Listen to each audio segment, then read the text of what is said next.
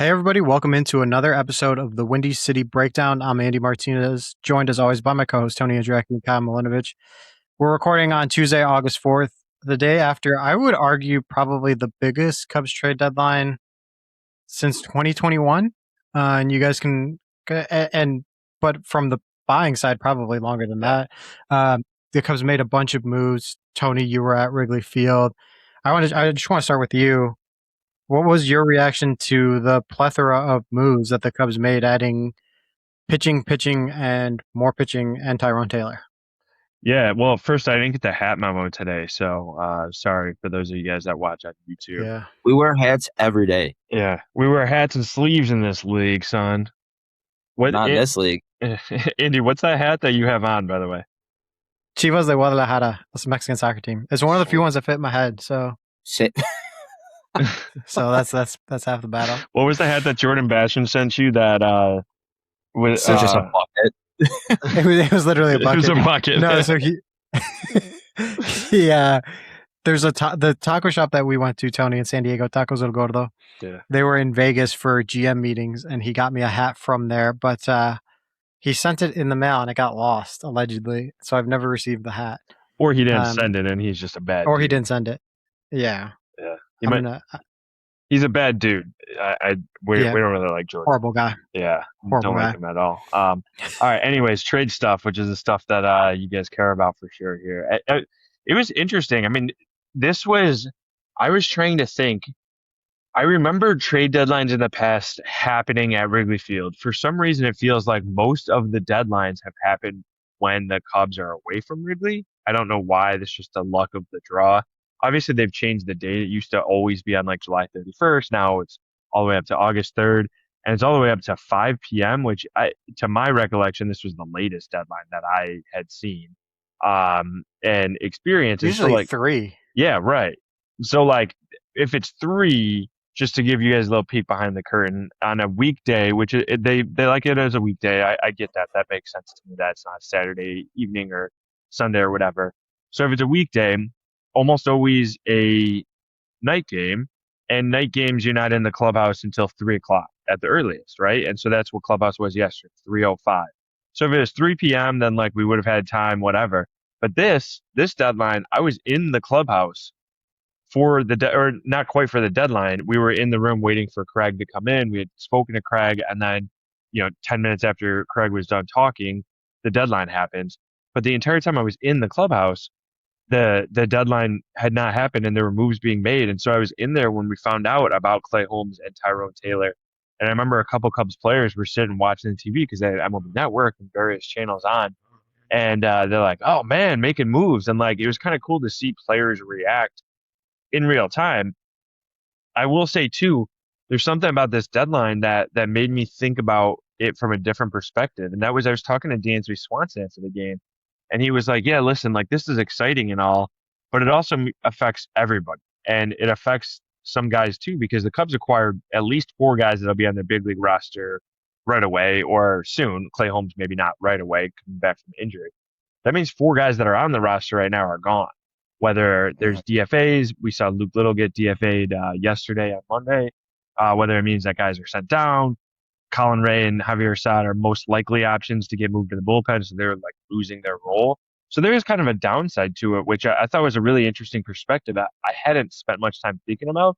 So there's this kind of one hand where the players are like celebrating and excited to like get better as a team. And there's the other hand of like these guys that they've been going to war with and battle with for the last few weeks or months or whatever are losing their jobs or getting sent away to minors or whatever else. So I thought that was interesting to kind of like feel those perspectives. But yes, it was absolutely the biggest deadline. Like they acquired as many players as they did last year. They had 3 pitchers and a position player last year, 3 pitchers and a position player this year, plus Braxton Garrett, who's most likely just depth at this point, and future rotation. But all 4 of these guys this year, I think, have a pretty, I'd say, a bigger pedigree and are much bigger names than the 4 guys that the Cubs got last year. And it's just it's a vastly different feeling, a vastly different vibe. The aggressiveness is like, was dialed up to like a 7, 8, 9 range versus last year. Felt like it was like a 1 or 2. Yeah, it was, and do you think about what was the biggest trade deadline acquisition last year? I would say it's Kittredge, and he was probably like the least He was at least the most noteworthy. Yeah, he was the most impactful, but I mean, he was like in terms of like when the trades happened, that was kind of like I would argue maybe the least noteworthy, I right? mean, Like Soroka was I knew the least about him versus Soroka, Rogers, or Castro. Yeah. right. Like those were kind of the bigger ones. So like it's funny how those work out, but like I feel like all of these, maybe except for Zeferjahn, were pretty noteworthy names, and I think Zeferjahn has the at least the quality to be the biggest one. Kyle, I'm curious, especially from the fan perspective for you, especially given last year, especially given where this team is. What was your reaction? What was it like following the trade deadline for you? It was interesting, and it's a good note that you mentioned, Tone, where it was 3 pitchers and a position player last year. I didn't even realize so they're acquiring kind of the same. They're following the same game script there in terms of who they acquired, but the quality of it is definitely, it just is more. And you said it perfectly. Where last year, like I'll say the excitement or I don't know, the pedigree of the guys was lessened. This year, it's like, okay, you're getting Kevin Gausman. He's a playoff tested veteran starter. He could easily get the ball in game 1, right? Clay Holmes, and I'll go back to Gausman real quick. He's going to be great in front of this Cubs defense. That splitter is nasty against lefties. Clay Holmes, you keep hearing about him pitching in front of this Cubs defense. Sinker ball pitcher. It's going to be, hopefully it's along the lines of, the progression that would that be the correct phrase? Progression? The negative, the opposite of positive regression. Yeah. Yes. Positive progression. That we've seen with David Peterson playing in front of this Cubs defense. So I really like that.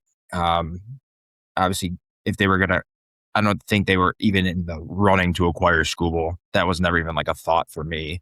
Freddie Peralta's name obviously was mentioned a bit there. And to be honest, I really like the Zeferjahn guy. I can't say I heard of. I mean, I guess I've seen him before. I know he pitched against the Cubs earlier this year. Didn't think much of him then. I mean, obviously he's some middle reliever with the Angels, but looking into him more, like this dude's nasty. I don't know if he has a little control issues, but I mean, what was this at since June 24th or June 28th? He's got like a 1.28 ERA. Gas at the back end of the bullpen, strikes a lot of guys out. Like, is he the guy that in the playoffs is going to fill that Palencia role of last year, where he's kind of that rover where you could use him in the 4th inning or you could use him in the 8th inning? Seems right? Like it. He's just going to go in and put out flames. So overall, I don't know how you could be upset with this. Right? I mean, yeah, they gave up Rojas, Big Mo. That one hurts, but at the end of the day, like they didn't deplete their farm system. Seemingly, they gave up what was maybe an overpay for Rojas, but it's kind of the cost for getting a starter of Holmes' caliber, and Tyrone Taylor is bad off the bench and maybe platooning with Happ potentially in left. Yeah, I mean it's curious with giving up Rojas and Ballesteros. I mean, I think Rojas, that's kind of the going rate for even a rental pitcher. That's, I would argue, maybe one of the top 3 arms, if not the top 2 arms that was available in terms of rental starters. That's kind of the price you have to pay, right? Like, I mean, we can grade the Skubal trade all we want, but like they gave up 3 pretty darn good prospects at various levels for 2 months of Tarek Skubal. So if you're getting 2 months of Clay Holmes, like giving up a top 100 guy seems pretty fair. Plus you throw in Tyrone Taylor, and it's and I believe Holmes, Tony, you can correct me if I'm wrong, but I believe Holmes has that player option, so theoretically, like he could. It's for like 12 or 13 million, so it's not crazy to think that a 34-year-old pitcher would pick up that option. I think most likely he'll be a free agent, but it's just a weird offseason too with the lockout. Maybe he is around. You might want the security. Yeah, right. So like maybe you have him for a little longer. So I don't think the Rojas trade, while it stings, is like an extraordinarily high price to pay. Zeferjahn was just so interesting because you're right, Kyle. Like it seems like a guy that could be the Daniel Palencia type player, because as we've talked about, like, yes, it seems like Daniel Palencia is probably like a week or 2 away from returning to the Cubs bullpen, but who knows what he's going to be. And while I think he'll be fine when he gets back, like there's still the unknown after having missed all this time of what he could be. So you just add the depth and you get a guy who is got 3 years of control, I believe, after this year. So it's like you're adding theoretically a really good bullpen arm for this year and beyond. Kind of like you're getting with Braxton Garrett, where you're getting probably rotation help for the future. And I think that's really, really big given where the Cubs are of like, they have a lot of money coming off the books, but you look at the free agent, where their rotation is Shota Imanaga is going to be a free agent. Matthew Boyd's going to be a free agent. Jamison Tynes has been DFA'd. So like you have all these guys that you went into the season thinking of like, this is going to be a key member of the rotation. Well, now you have question marks about this year and next year. Braxton Garrett maybe solves one of those. So I thought it was a really good job by Jed Hoyer to really solve a lot of holes on this roster. And sure, you can, if you want to be mad about like, oh, they should have gone after Skubal harder, they should have just paid for Skubal. Go ahead. But I mean, I think if you would have said this was the fallback option, I think everyone would have taken that 10 times out of 10. Yeah, and I think the whole what they gave up is a really interesting layer to all of this too, and it's I think the Ballesteros name is tough, and it's tough for me too. I like Ballesteros. I like him as a hitter. I think he's a really interesting player. I think it would have been interesting to see how his career progressed, and I think he's a guy that you essentially would carry 3 catchers. I don't think he ever play catcher enough as of right now. Maybe he's only 22, but he's still a guy who could catch maybe once or twice a week. And so you carry at least one other catcher, if not 2 others, and then he DHs the rest of the time. And I think he's a guy who can be a very good big league hitter, but because of that, he doesn't really have a position. And so it's tough to give up. I get that. But like Jed acknowledged yesterday on Monday after the deadline that the Cubs had some development in their farm system that made some of these moves palpable. And that was essentially they feel good about center field. So that's why they give up, was it, I forget the. Brett Bateman. Yeah, Brett Bateman. And what was the Bateman move for? For Gausman. Bateman and Southsea. Okay. So do you even cover the Cubs? No, I'm trying to remember, like, because I was thinking Jonathan Long, but Jonathan Long was for Braxton Garrett. Anyways, Bateman and it was also a crazy like 24 hours because the Gus move happened like Sunday evening into like Monday. And Trent Grisham broke your gate. Yeah, I know. It's crazy. Trent Grisham. Yeah. But but anyways, like, so the Cubs felt good about that. They felt good about infield and they felt good about catcher. And the reason why, in part catcher wise, Owen Ayers has had an absolutely explosive season. He's all the way up to AAA. He's a switch hitting 25-year-old catcher. The Cubs feel so good about him that all of a sudden he's the catcher of the future. I think we go into next year and we see Owen Ayers and Miguel Amaya as a very realistic 1-2 punch at catcher. You don't need Ballesteros anymore. Josiah Hartshorn has had an explosive breakout this year as well. He's the Cubs' top prospect. He launched past Jefferson Rojas as the Cubs' top prospect this year. He's an outfield DH option. Probably he's only 19 right now, but like in a couple of years, he's suddenly in the Cubs' long-term picture. And then infield wise, I mean, Pedro Ramirez has had a breakout season too. All of a sudden, you feel better about him. He and Shaw have both, gotten some time in the outfield. Maybe they're even corner outfielders.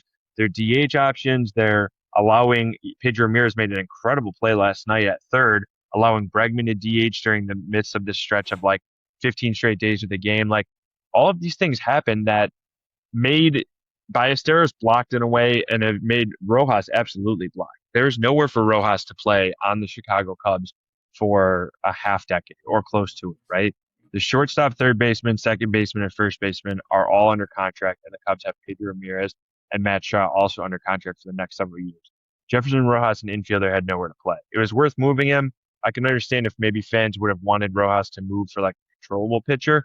But as we said, I mean, you just got to be aggressive sometimes at the deadline. And as Andy, you said it really well too, like Clay Holmes and Kevin Gausman might very well be the second and third best starting pitchers that were moved at the deadline this year. I think just a really good haul from the Cubs, and it was worth the risk. And I think that's the cool part is like we just don't see the Cubs take these risks in the past. And I think that's fun.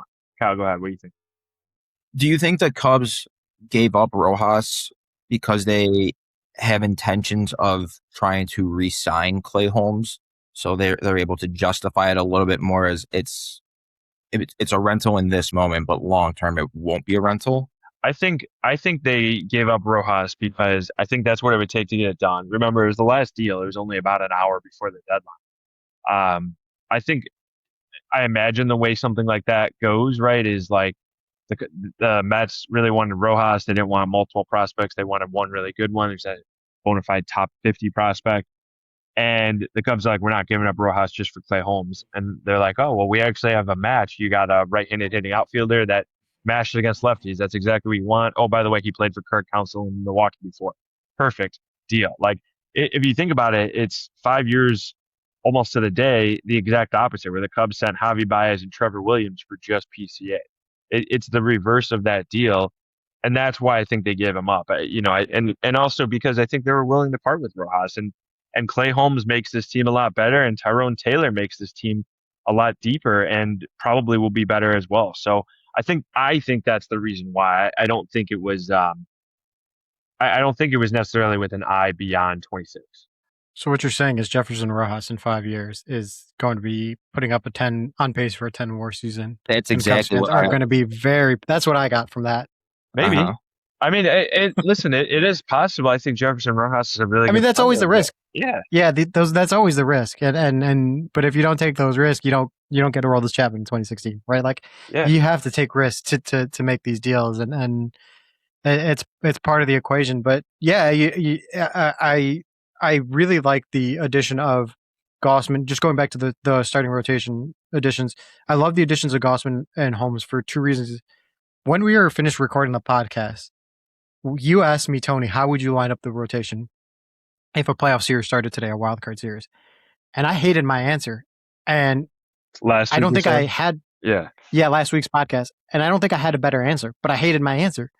And that kind of showed, like, if we're thinking this is what the rotation is and you don't like the options, what were the Cubs thinking?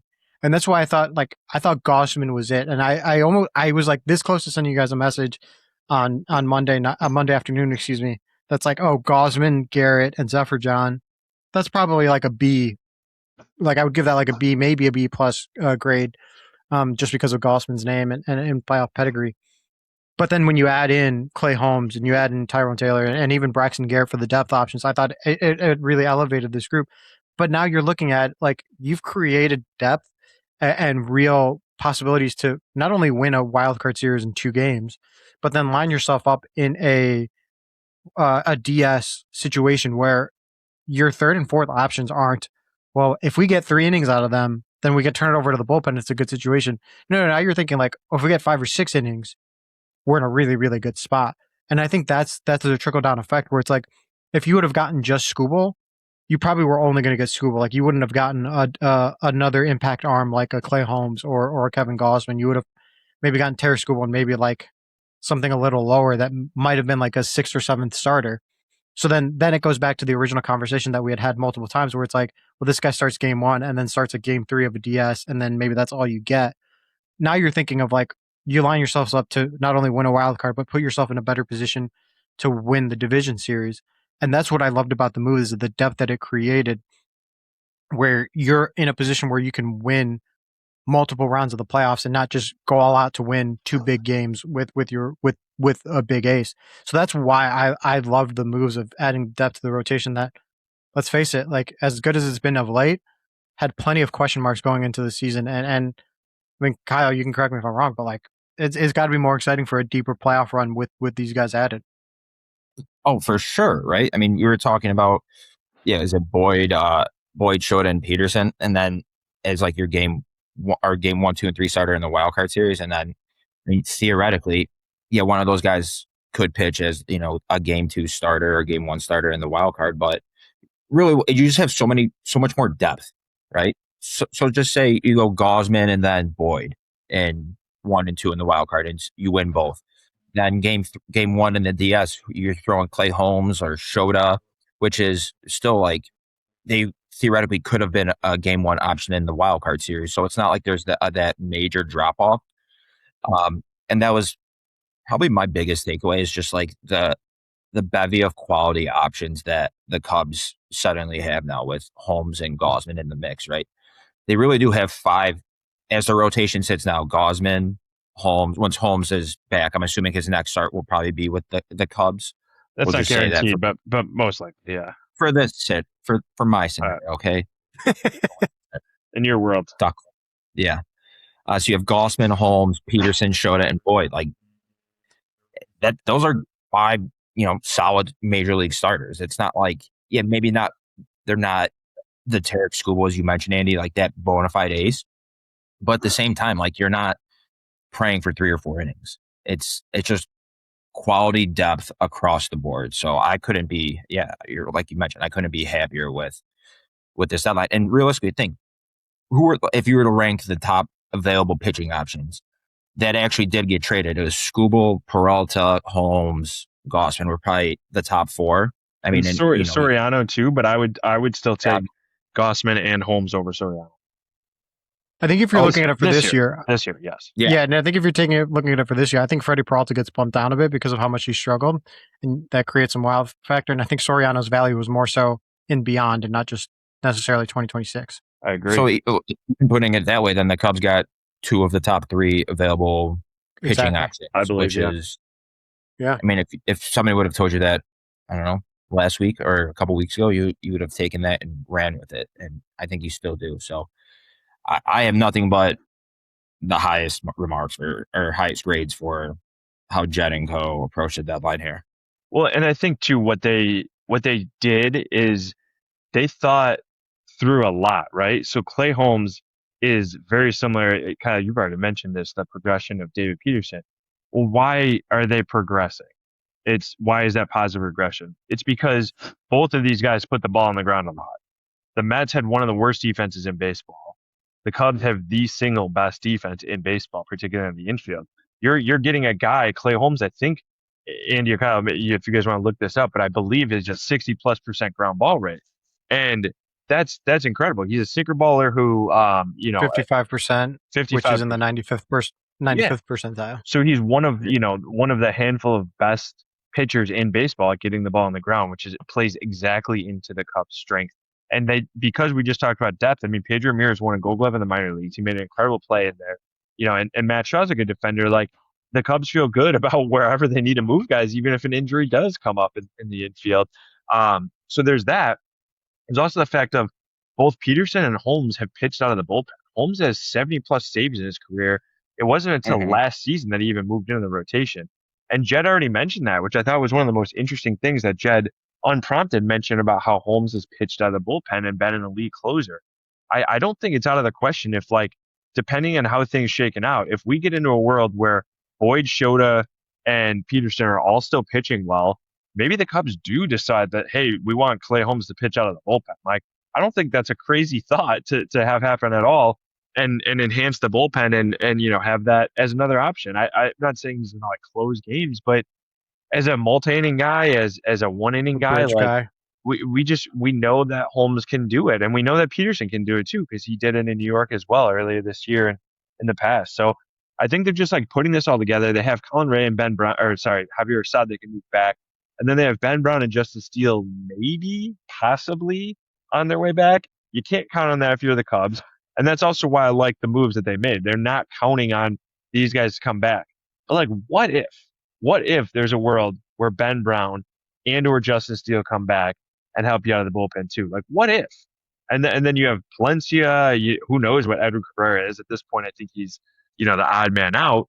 But as Council said yesterday, if that happens, that's a good problem to have. They will figure that problem out, and that is just so different than where the Cubs were 48 hours ago. They had so many problems, and even though the rotation was pitching well, it's how is this going to sustain for the next 50 games in 2 months and then go into the postseason? As you said, Andy, there were just no options. Now all of a sudden they have a plethora of options. We'll see if guys stay healthy. We'll see if these guys come back and pitch well. Palencia, I think, is obviously the X factor down the stretch here, but let's see how it goes.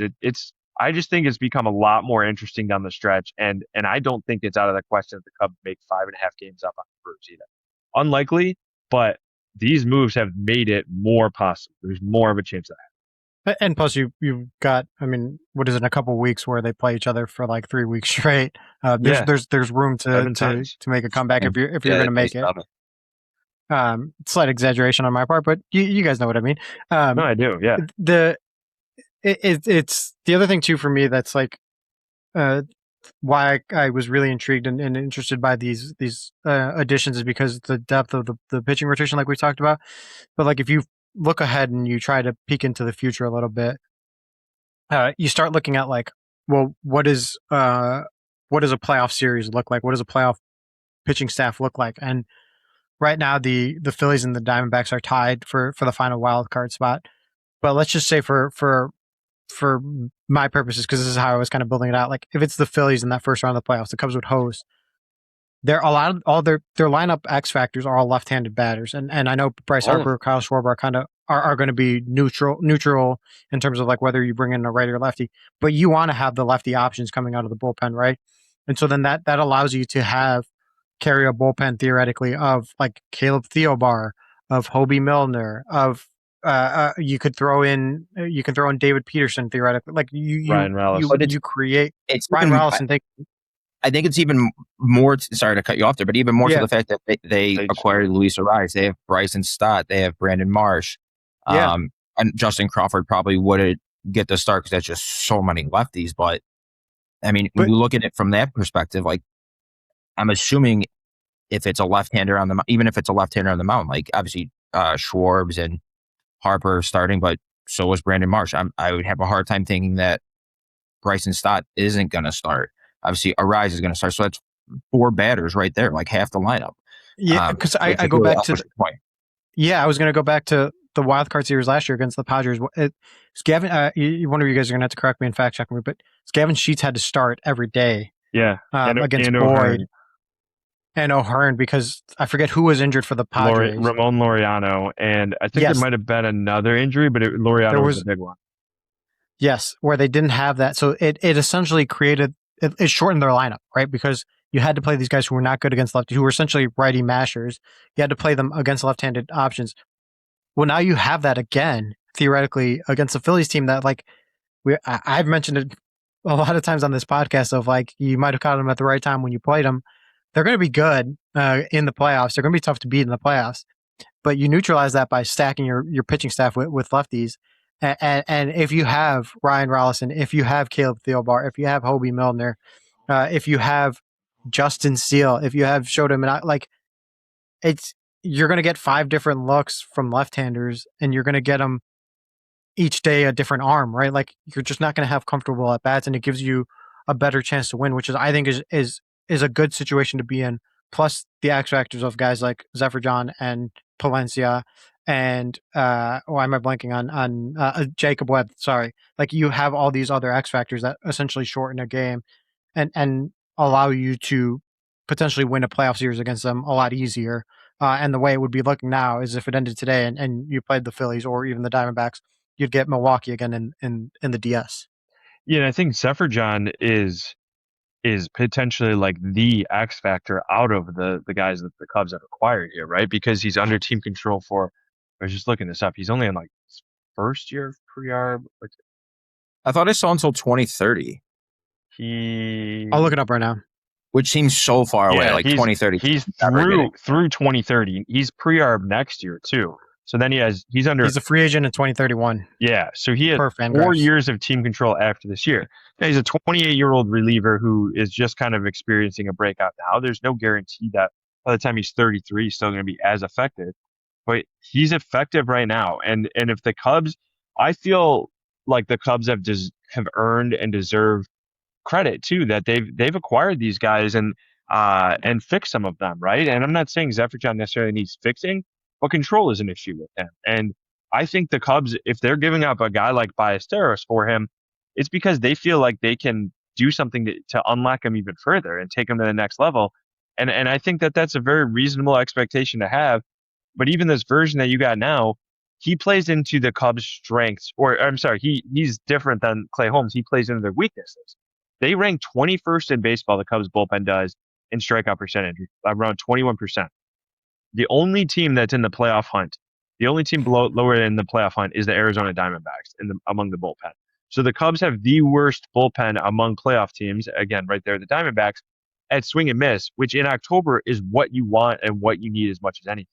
Zeferjahn, by the way, is one of the best. He strikes out more than a third of the batters he faces, 33.5%. And he has his StatCast page. I know you sent it to us yesterday, Andy. It was like 100th percentile in, I'm pulling up, 100th percentile in expected batting average. And his strikeout percentage is 97th percentile. Whiff percentage, meaning just eliciting swings and misses, 96th percentile. So this is a guy, and the fact that he's right-handed, you just went out and all the lefties the Cubs have, Andy. He's a guy who fills needs for the Cubs at a level that they didn't have in the bullpen. Really quickly, I want to interrupt because I was looking this up while you were talking. You were just smirking at something. Yeah. I was? Oh, yeah, you were just cheesing. I thought you were about to make fun of Tony for something. No. I just pulled up his splits. I don't know why I was smirking. It was not intentional. Just a happy his guy, slash man. line. Yeah, seriously. Let me be happy for once in my life. Here's his slash line against lefties: 179, 333, 345, which is, if I do the math quickly, it's 678 OPS against lefties. 153, 297, 245, which is what is that? Through 5. That's against righties. Against righties, yeah, 542 OPS. So he's pretty darn neutral. Or pretty close to neutral as a pitcher, which is, another good thing if someone brings in lefties off the bench.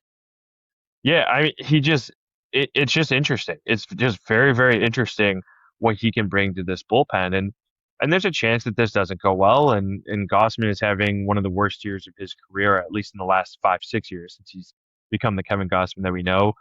Maybe Zeferjahn's control is a problem, or these guys have a difficulty to adjust. I don't know how it'll play out for 2 months, but I will say, like, this was worth it for the Cubs to take the chance, and that's all you want, I think, if you're fans. I've said this before, but I don't like telling people how to fan. You fan how you want, but like, I think this was worth it to be a fan, to be excited about this team, and to like make these moves, to be aggressive. Like, that's what you want. You don't want to hold on to Jefferson Rojas for too long. And that's what I think the criticism has been of Jed specifically, but of this front office, even dating back to the Theo days, is they hold these guys too long. I mean, Alexander Canario, Nelson Velasquez to a little bit lesser extent, but Kevin Alcantara and some of these other guys, like they've held on to them for too long that their value is dissipated. They've run out of options, and then they're not factors in the big leagues, and then they're not factors in the trades. Jefferson Rojas, I don't know if he got to that point, right? I don't know if he would ever get there. Maybe he is going to be a star, but you want to take your chances. And the Cubs, they believe in this team. And I asked Jed and Craig specifically about that yesterday. Like, what does this belief in the team mean? And from Jed's perspective, like, why do you believe in the team?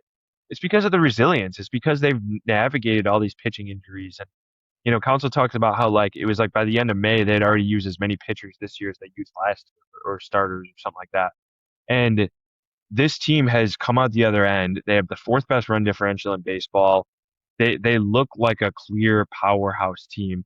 The only difference is they're playing behind the best team in baseball in the division. Other than that, they would be obviously behind the Dodgers too, but like, they would be right up there in every other division or leading every other division of baseball.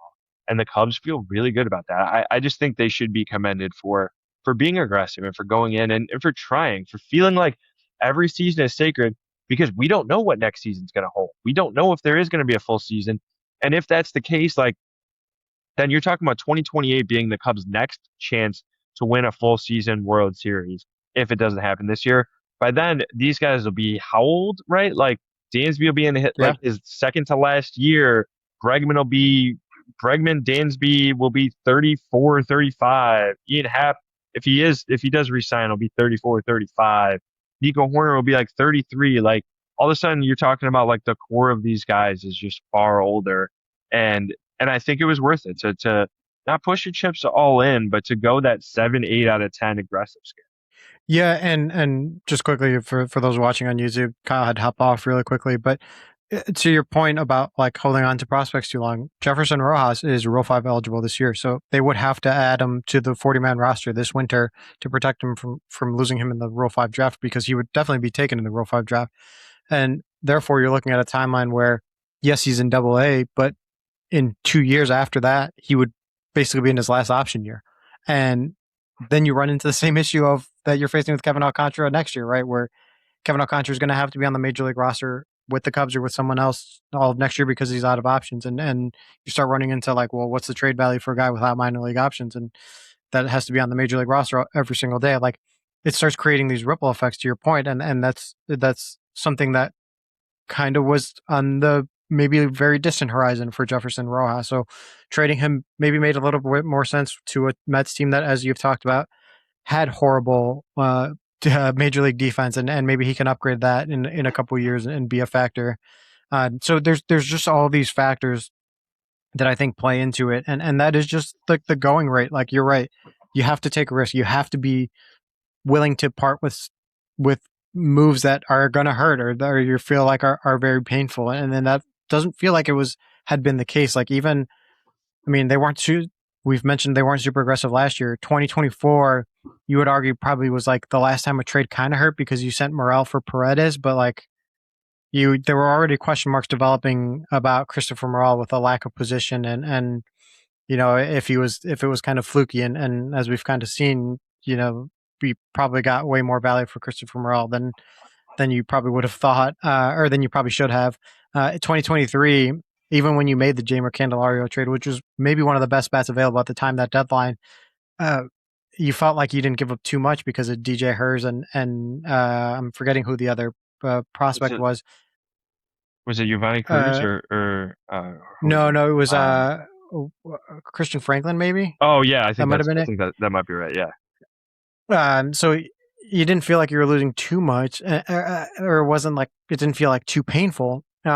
These, as a Cubs fan, like for those fans, like they think that feel like it hurts. Like, well, that should be a good thing because theoretically it means you're getting better players or players with that. If there's more risk because they have a higher upside, right? Like you're looking at Kevin Gausman as a game one starter. You're looking at Ryan Zeferjahn as a key leverage arm that can help you close out games and shorten games.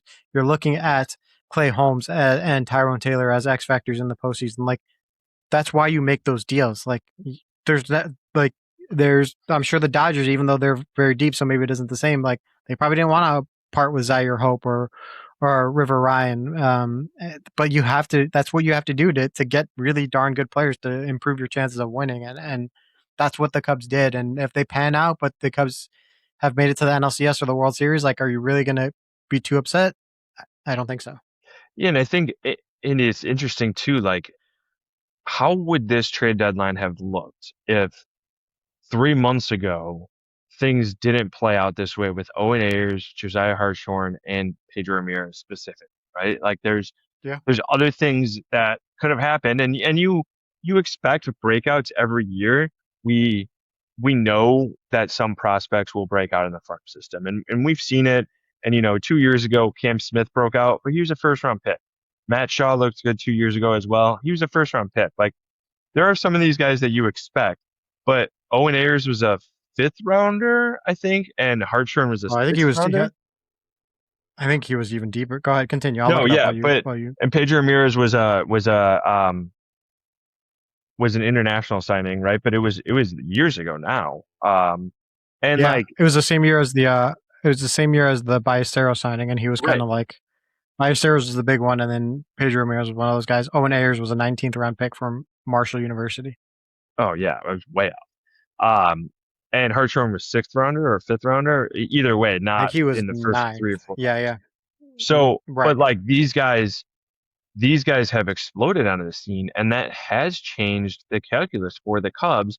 And I think Pedro Ramirez specifically was a big factor because it let you feel like you could get rid of the Jefferson Rojas, the number 2 prospect in your system, because all of a sudden you don't need Rojas, and you probably didn't really need him before, and if you felt like you'd be fine with it.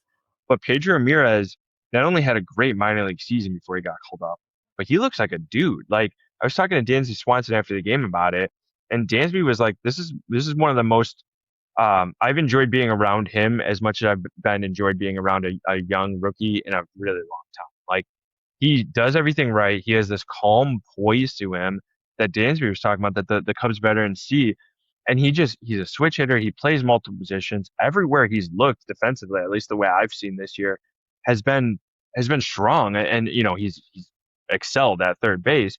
But like I like what he has brought to this team, and I really have liked his at bats the last couple of weeks as well. And the Cubs clearly do too. He's playing every day pretty much at this point. But like I didn't see that coming, and I didn't think that was going to be a factor. And because of that, it does free up the prospect capital to make moves, and that's what the Cubs have, as you just pointed out, they've been waiting to do this for a long time. I argue they should have done this last year. Now I also agreed that like the players they were targeting were the controllable starting pitchers, that none of them got moved. And when the conversations were Cade Horton and Matt Shaw and some of the other things we've heard, you're not doing that. Like that's Right. silly, right? But the asking price was reasonable or maybe high. I think the Rojas thing will probably we would look back at as an overpay no matter what. But sometimes you got to do that at this point in the season. And sometimes you got to go against your model a little bit if you want to win this year. And that is why I give the Cubs credit. That is why I give Jed specifically credit, is going against their model, not playing things safe, not being conservative, and having some like smart aggressiveness. And that's what I would characterize this as. Like this is aggressive, but it's a smart, intelligent aggressive because it shores up your weaknesses and you get players that I think will just play into the strengths of this team the best. Or the weaknesses like the Yeah. Zeferjahn aspect. Right. And I don't think you mortgage the future, which I think is the big thing, because one thing that Jet has always said is like he wants this to be sustainable, right? He wants it to be every year, and it's not like, oh, a 3 or 4 year window where then the playoffs and they have to go through a rebuild and then another 3 or 4 year window. Like that's not what he wanted. And the way you do that is you deal from strengths to reinforce some of your weaknesses, and you keep accumulating that prospect capital that allows you to fill into depths, and then your player development, which I would argue the player development the last few years has been really, really strong on both sides of the ball, both offensively and defensively. That you're able to have these wins, you're able to have a Josiah Hartshorn and come up and I think if I asked you who Josiah Hartshorn was in February, you might be lying, but you probably wouldn't even know too much about him, or maybe not even know him. And now he's the number one prospect, and that's how things can happen quickly. And I'm sure if we say next year that Josiah Hartshorn gets traded for a key piece at the deadline because they have a new guy that comes up, I wouldn't be shocked either. But that's the sign of a good and healthy organization, and I think that's what the Cubs are trying to build.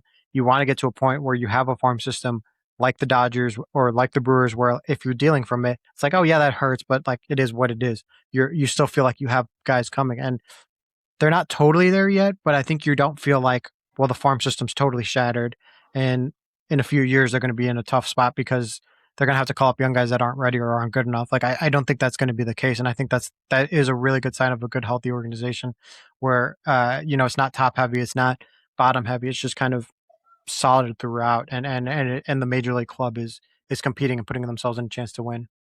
Yeah, and like even some of the other guys that they gave up, like Bateman and Southesine, where they have like 6 combined homers in the pros, right? Like they're like, Southesine hasn't hit one, and like they look like Southesine was, I think, the 13th best prospect, and Bateman was like 21st on MLB.com. Decent haul to give up for Gausman, but again, I don't see anywhere where either of those guys are going to play. Bateman's a center fielder. You have PCA locked up for 6 years. Like, not going to happen. Southesine was a middle infield, maybe transition to the outfield more full time, whatever. He has essentially zero power.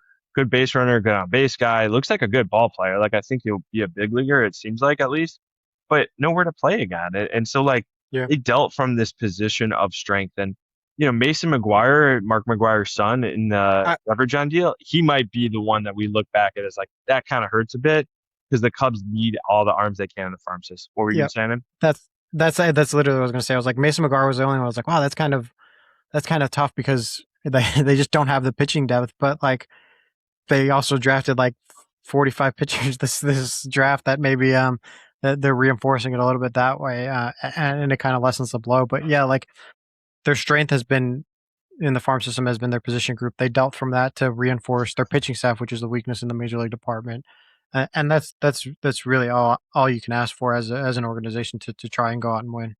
Yeah, and like if we see a world where Ballesteros turns into a pretty good regular for the Angels, great. And Rojas has a solid career for the Mets or somewhere else. like I think that's fine. I've said it again. You just said it now, but like it was worth it for a chance, and that's what I think is the full takeaway. It's like takeaway full stop from this.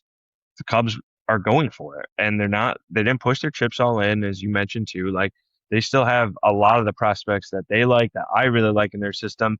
Hartshorn, Ayers, Jackson Wiggins in specific, but like, yes, they did all this and enhanced their team, and I don't think it'd even be crazy to think that Gausman could have numbers that rival Scoop's for the rest of the 2 months of the season. He's done it before.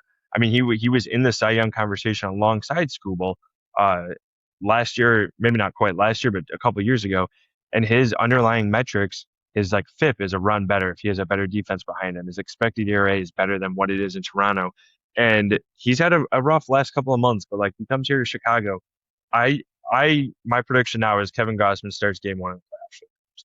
I think he is their dude. He pitched in the World Series last year. He has like this long track record of success. And he, as Jed said, has kind of been their white whale. Like the Cubs have been interested in him for a full decade, and it's a good move. And maybe it doesn't work out. Maybe the Cubs don't even climb out of the wild card.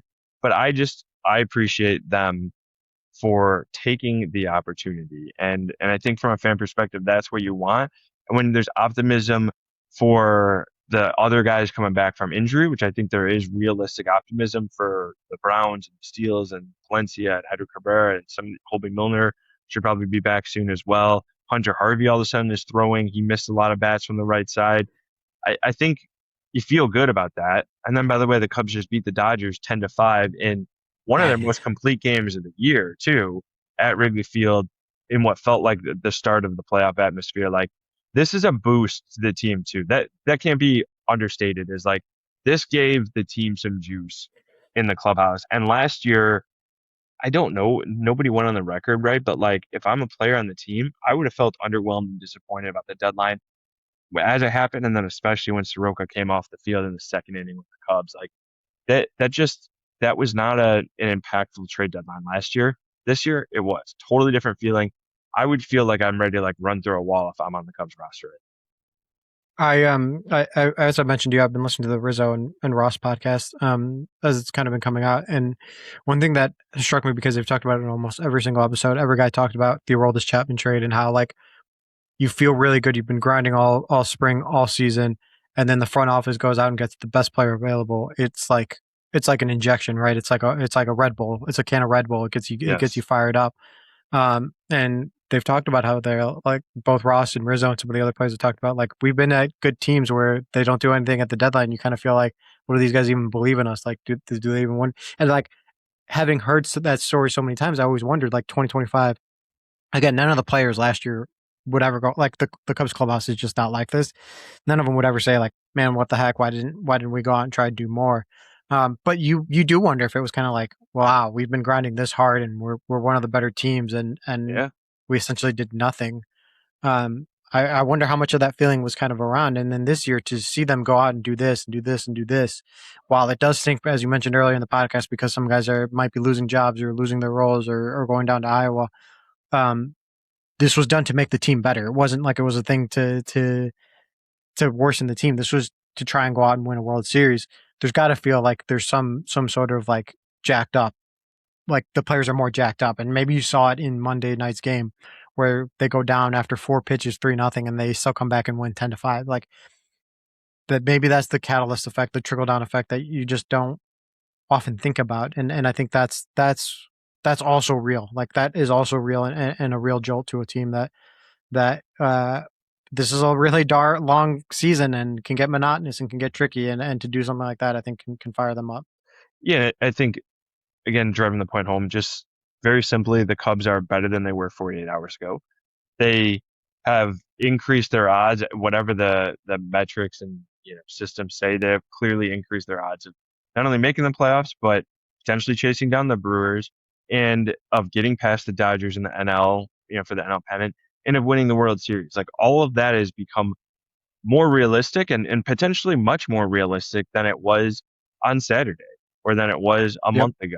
And that is what you want from the deadline. Yeah. Like, and yeah, so I think that there is a lot to be excited about from Cubs fans. And in the final 2 months of this season is going to be really, really interesting. Like I cannot wait for that Brewers series. We're like 3.5 weeks away, I think, from starting, but that's going to be a ton of fun. And I think just the rest of this Dodgers series, we're recording, before game 2 of the Dodgers series, before Skubal pitches against the Cubs, by the way. But like, I just think this is going to be a lot of fun, and I'm excited about what the rest of the season holds.